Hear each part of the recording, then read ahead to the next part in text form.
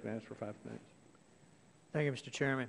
Mr. Steenkamp, did you on Sunday, October 30th, or any day for that matter, did you instruct anybody at MF Global to hold off on contacting the regulators about MF Global's segregated deficiency?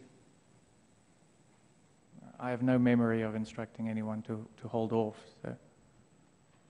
You have no memory of instructing anybody? No.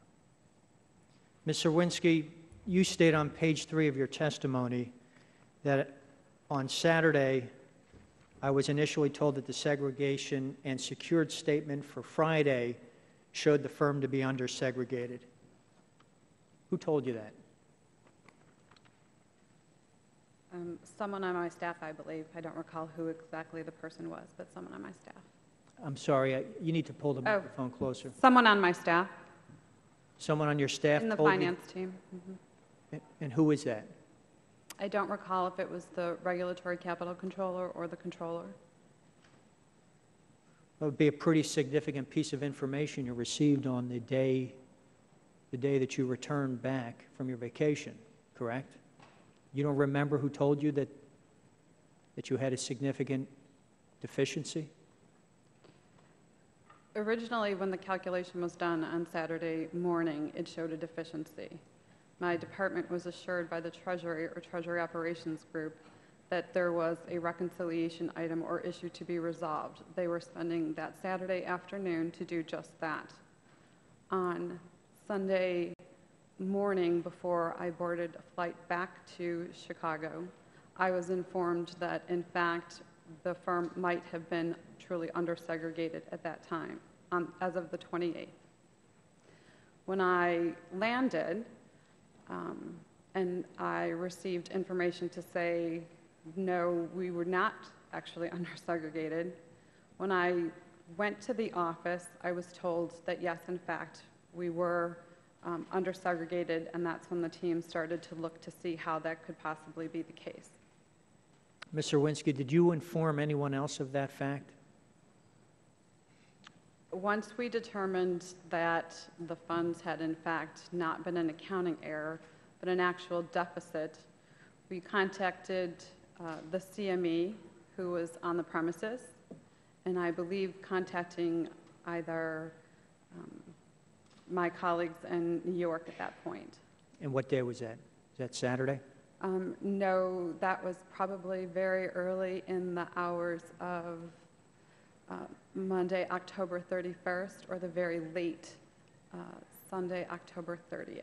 So you would have waited approximately 2 days to let anybody at CME know about the deficiency?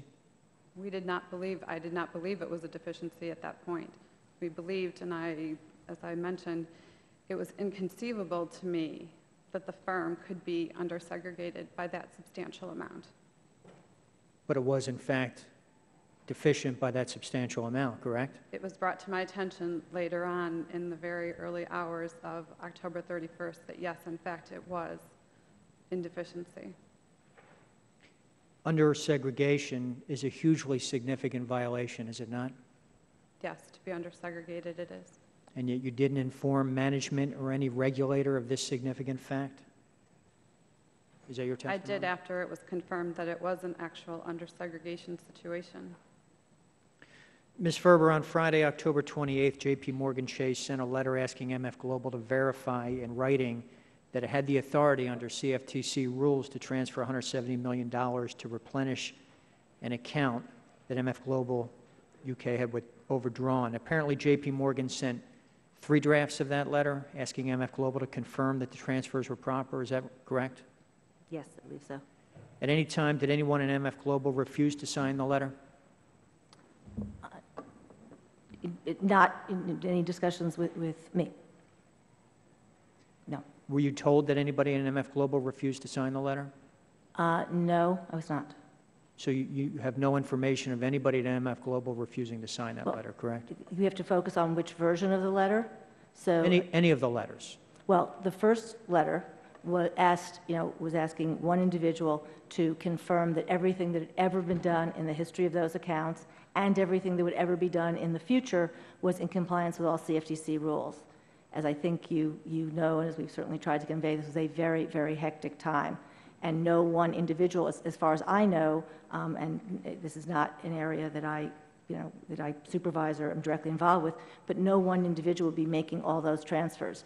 My understanding was J.P. Morgan confirmed that they were interested in 2 transfers, only 2 related transfers. That's what they were seeking assurances on. And, and unreasonable inquiry thought if the letter was limited to that, we would be able to make that. I understood the importance of getting something to them quickly, getting them comfortable, and asked them to get limit the letter to what they needed, and we would get it signed. Did you tell Edith O'Brien, the Assistant Treasurer, about the letter being sent?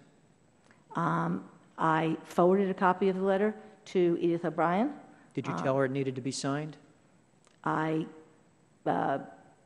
Certainly that was the substance of our conversation. What was her response? The point that I discussed it with her, I had already spoken to J.P. Morgan. I understood their focus was on those 2 transactions, and my clear understanding from speaking to Ms. O'Brien was that if they limited it to those 2 transactions, she would sign it.